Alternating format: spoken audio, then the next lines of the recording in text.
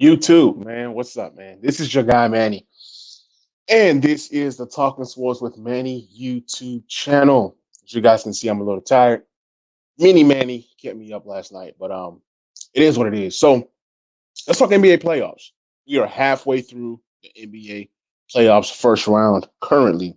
And there's some things that I've learned about some of these teams, some of these franchises, some of these coaches and players. Man, it's kind of wild right now. You know what I'm saying? You have the Lakers. That's the talk of the town right now. They lost, and the media is making it seem like they're down 0-3. You know what I'm saying? They lost the game they should have won. AD got hurt. Had AD played, Lakers probably come out on top in that game. But you know what? It just is what it is. Now it's 2-2. Lakers got to go to Phoenix and win. That's a must-win game for the Lakers. If the Lakers want to advance to the second round, they need to win Game 5 because what happens is if you lose Game 5, then you're fighting. You're fighting for your life. Then you got to go to LA and win, and then you pray that you win in Phoenix. So you've won a game in Phoenix. You know what I'm saying, to gain home court advantage. Then you lose it by losing the game last night at home. Score was like what? 100-94. Lakers lose by 6. Phoenix struggle again to score barely 100 points. Had AD played, AD had 6 points. Had AD did anything, you know what I'm saying, before he got hurt, Lakers probably win that game. LeBron has not been LeBron all series. So maybe this is the series that LeBron becomes LeBron. I'm just saying, something has to give. So I'm going to share my screen shortly just to kind of have some context to what I'm talking about. So then another franchise that, struggling right now is the Clippers. Clippers were down 0-2 to the Mavericks, right? All the Mavericks had to do was literally just win a game in Dallas, win a game at home. When you're playing from home, you get mama's cooking. You get mama's cooking. You get all this stuff, all these things that come along with playing at home. And you fail to win a game at home. Now it's a 2-2 series, and I believe that the Maverick series is over. I mean, Clippers are going to win the series. So Clippers are now going back at home. I don't see the Clippers losing a third game, like a consecutive third game at home. This game might go 7. Let's say, for example, the Clippers win and then Dallas wins and then they go 7. Dallas didn't have a chance to win that 7th game, but like Dallas had their chance to close out the series, at least take a commanding lead by winning just one game at home, and they can do it. They lost 106-81. Luka was definitely hurt. But Kristaps Porzingis, it's time that we stop calling this guy the unicorn. He's not the unicorn. He's a unicorn is something that's like unusual, like something that you don't see, something that's rare, right? Nah. Kristaps Porzingis is very common. He's very usual.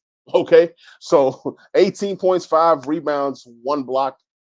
Those are a role player's numbers. Like you're supposed to be a star. You're supposed to be a compliment to Luka. Like Luka's down, you're supposed to be able to pick him up. That's why I think the Lakers have the best duo when they're healthy, LeBron and AD. Even a duo like Kawhi and Paul George, at least they complement each other. At least one is able to pick up the other when the other one is down. But Kristaps Porzingis hasn't done that. He hasn't done that. He hasn't been that since he's been in Dallas. Somebody told me Kristaps Porzingis has not been healthy this year, or has not been healthy since he got to Dallas. I'm like, Kristaps Porzingis has not been healthy since he's been in the NBA. Okay, outside of his rookie season, he's never really been healthy. Okay, so you look at the Nets.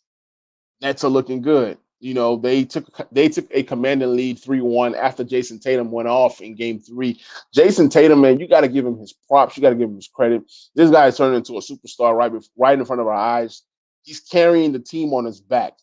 Yesterday, he didn't have Kemba Walker. He didn't have Robert Williams or Reggie Williams.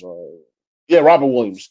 And I was thinking to myself, I'm like, man, Jason Tatum got to go for 75. And he got to 75, they probably would have won the game. Probably would have won the game. But you know what I'm saying? That didn't happen. That wasn't the case. And, it just is what it is. Sometimes you win, sometimes you lose. But Danny Ainge is a terrible GM. They had all these lottery picks, all these draft picks from trades, and all these assets that they acquired. Why is it that you only hit on Jason Tatum and Jaylen Brown, right? You've been trusting the process, so to speak. Let's take a page out of the Sixers playbook. Trusting the process, drafting and drafting and drafting. But if you really look at it, Jason Tatum was a can't miss prospect. Had the Lakers took him number two, they probably would have ended up with a Markel Fultz or something. So, yeah, the Celtics are in trouble because every move that they've made, you lost Kyrie for nothing. You traded Horford instead of bringing back Horford when you needed him. You let him go.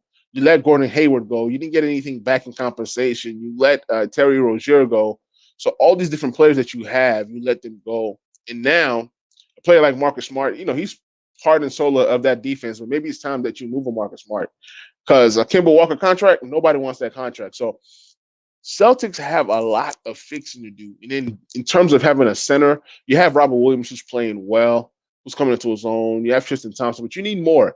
Either you get you a center or you get you a power forward. Like you need a big to help Jason Tatum out because I'm telling you guys right now, if they can't get this thing together, Jason Tatum is gone. Once it's time to leave, he's gone. He's not even going to hesitate, leaving. And I love to see him on the Lakers, obviously, but yeah, I think the Celtics series is over. They'll be lucky to get it. I think game 5 is in Brooklyn. Yeah, it's over. Brooklyn in 5. In terms of the Clippers and the Mavericks, that's probably going to go 6, maybe 7, maybe Clippers in 7. And then back to that Maverick series. So what's his name? Tim Hardaway. Tim Hardaway's been going off, and eventually it was time for him to not be Tim Hardaway, right? When you look at what Tim Hardaway has done, let me pull him up. What did he have yesterday? He had 4 points. So Tim Hardaway was giving you like 27, 24 to 27 points. And then he finally doesn't do it. And this is what the Mavericks look like. Luka was just tired. He had that like little neck issue. But Luka Porzingis, yeah, sorry, I said Luka Porzingis. I mean, they're the same people, right? Luka Doncic has not played. He did not play well this game. So what I can say about Luka was, with the neck injury, but 0 for 5 from the free throw line. Before this game, I think he was averaging like 42% from the free throw line. That cannot happen. Why is it that Luka is a superstar, but he can't shoot free throws? He's shooting free throws worse than Shaq. Can't happen. 40% after this game is probably like in the 30s, probably like 39% right now. So things like that cannot happen. There's no scenario where Luka is your best player, but you're not getting nothing. You know what I'm saying? So when you look at it, man, Mavericks are in big trouble. They probably don't win another game. If Luka's down and Luka's hurt, 9 for 24. Nobody else wanted to shoot more than 12 shots. The only other guy that shot more than 12 shots was Porzingis. And why is it that Tim Hardaway, you love to shoot, right? You've been scoring, but you only took 8 shots. He was 1 for 8. Kleber 0 for 3. Finley 3 for 9. Off the bench, you had Brunson who did okay.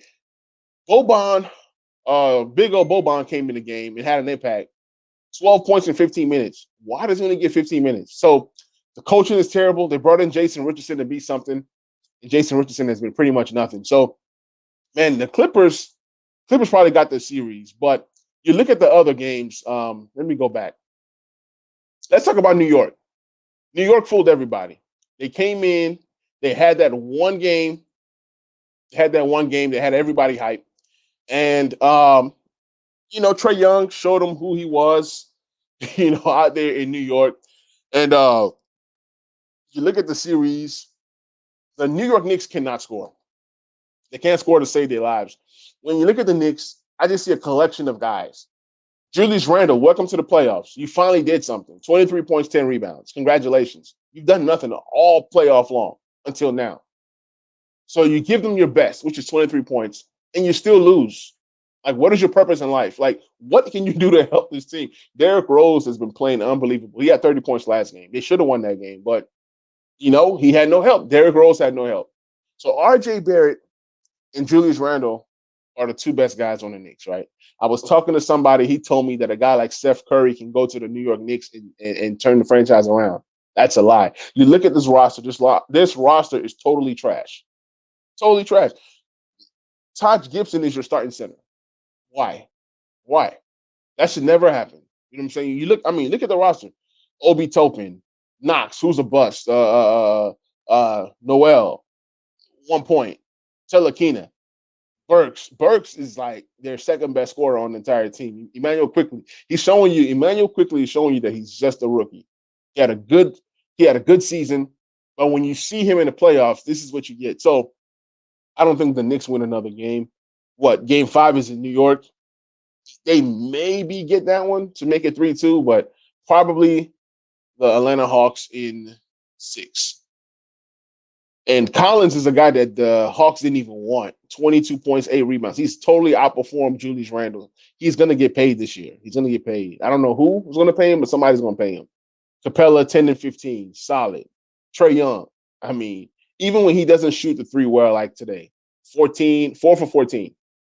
He still had an impact. 27 points, 9 assists. You know what I'm saying? He's doing what he's supposed to do.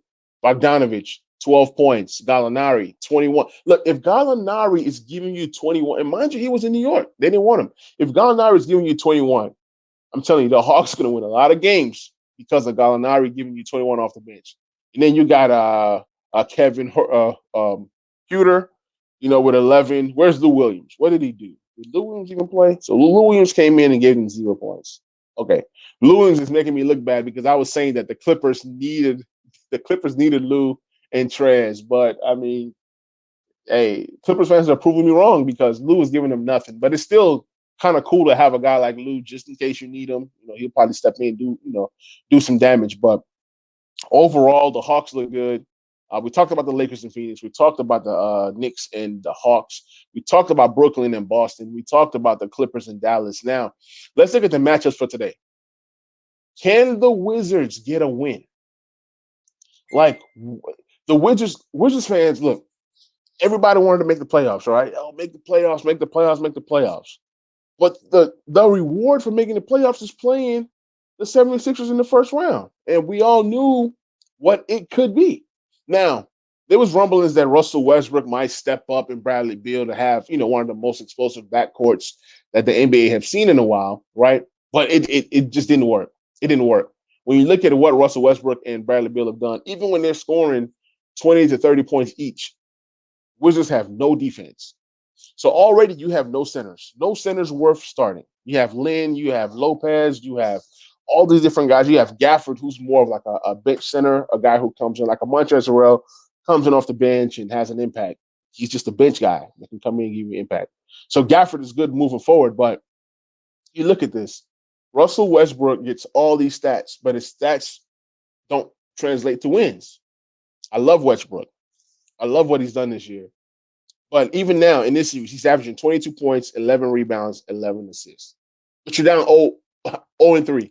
So who are these assists going to? Are these assists going to Bradley Beal? So when you look at it, man, I see nothing. I see nothing special with the Wizards. They probably lose tonight. Sweep. I hope they don't lose. I hope they get one. I mean, you can't go out like the Miami Heat. That's just my whole thing. Do not go out like the Miami Heat. Then we look at the Jazz and Grizzlies. Grizzlies had us all hyped. I was hyped. And this is game 4. So game 4 for the Grizzlies. They won that first game without Donovan Mitchell playing. And I mean, rightfully so. You're supposed to get excited about that because Grizzlies are a young team. They were a 9th seed who snuck into the playoffs and they did some damage. So the NBA play-in has been a success. You gotta award the NBA on that success of having that play-in because you get a story like this. So game 4 in Memphis, I'm expecting great things out of the Memphis Grizzlies tonight. Bold prediction, the Grizzlies tie the series tonight. Because guess what? If they don't tie the series tonight, then it's over. I mean, headed back to Utah with all those fans, it's going to be over in 5 if they don't win tonight. But I think the Grizzlies can win it tonight. If you look at what the Grizzlies have done, what's his name? What's his name for the Grizzlies? I'm about to pull him up in a minute. Dylan Brooks. Dylan Brooks is averaging 27 points a game. So we look at the postseason scoring. Dylan Brooks in 3 games is averaging 27 points a game. That's amazing. Like, Dylan Brooks is going to get paid. Like, if he never does anything right in his life, he has set his family up for years to come off of just this series. 27 points a game for Dylan Brooks. That's big. John Moran is averaging 37. So the backcourt has been a problem for the Jazz. Now, can Dillon Brooks score another 27 plus points today? I don't know. I don't think he can. I think he's giving you the best he can. But Valanciunas has been good. 14 points, 10 rebounds. That's solid. Kyle Anderson, 12.7 rebounds. Now, the biggest disappointment is Jaren Jackson Jr. He's been terrible. He's been trash. Let's just call it what it is. He's been trash. 10 points, 5 rebounds, and you're supposed to be the second best player on the team. You're supposed to be a ascending player. I know you're coming off of injury, but you got to do more. You got to be better. Biggest boost, I'll probably say, is Desmond Bane, Nigerian kid. 66% from three. Now, what I would say to that is, Coach, why is Desmond Bane not playing more minutes? Hassan, man, what's good, man? What's good? What's good? Trying to put your comment on the screen. It's not letting me. Yeah, man. I've been good, man. I've been good, man. Just enjoying the playoffs. My Lakers are not looking too hot right now, but I'm not worried about it. I'm not worried about it. Not worried about it. Series is tied 2-2. We'll see what happens when they get back home. When they get to Phoenix.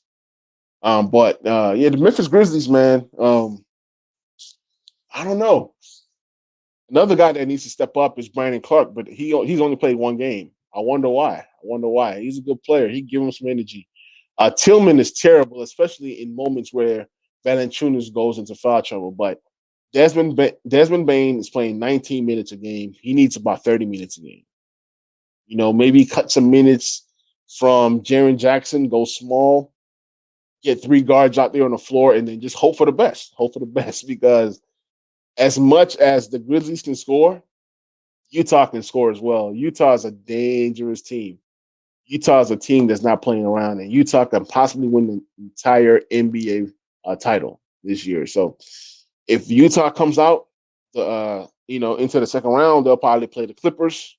That'll be a tough matchup for the Clippers. I'll probably say Utah in 6 or 7. Utah in 6. And then if the Lakers happen to come out, they'll probably play Denver.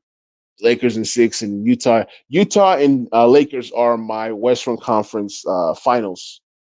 But yeah, man, let's talk about the Miami Heat before I get off here. The Miami Heat fooled everybody last year. They had a good season. They caught lightning in a bottle, went all the way to the finals. But this year, it's been a regression. I was talking to my dad. I told him it's been a regression between guys like, let me see, Tyler Hero, guys like Bam, even Jimmy Butler. They all regressed. They didn't get any better. The acquisitions they made, Oladipo, that was a dud. They definitely could have used Olenek. You know what I'm saying? Guys like Iguodala, that's another dud. Trevor Ariza doesn't move the needle. So Miami is who we thought they were. They were just a team who caught lightning in a bottle at the right time, and they played the Bucks. After that first game, that showed me all I needed to know. Miami Heat got swept, and I believe the Bucks have a potential of knocking out the Brooklyn Nets in the second round. My prediction is the Bucks versus the 76ers in the Eastern Conference Finals. It's going to be a final of Lakers and Sixers. That's my prediction, and that's been my prediction pretty much all year. So I didn't have the Brooklyn Nets going further than the Sixers. I said that on numerous shows. You guys can go back and play the tape. But guys, this is my time. You're listening to the Talking Sports with Manny podcast. If you're listening on podcast form, please be sure to follow me on YouTube. Subscribe to the YouTube channel. Like, comment, share. Appreciate the love that you guys are giving me out there. Once again, this is your guy Manny. You're listening to Talking Sports with Manny podcast, and you guys have a good one. I'm out. Peace.